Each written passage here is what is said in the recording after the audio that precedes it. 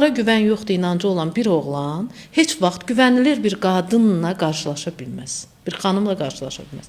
Məsələn, bir xanım, əgər kişilər hamısı xəyanətkardır deyirsə, heç vaxt sadiq biri ilə qarşılaşa bilməz. Ümumiyyətlə, yoxdur, mən arzulayan kişi yoxdur deyən xanımlar var. Belə bir oğlan yox deyir, mən ona görə çıxmır qabağa. İstər, məsələn, işgüzar münasibətdə olsun. Mən baxın, danışanların arasında var, deyir, universitet bitirib. Amma deyir ki, mən hara şirkət qurmaq, hara iş görmək, hara. Elə oxumuşam da, belə indi də taksi şoferiyəm. Bundan o yanası yoxdur mənim. Oturub düşünmüşəm yoxdur. Amma inanırsınız ki, bir seansdan sonra artıq dedi Qərəmxan, mən nə qədər iş görə bilərmişəm.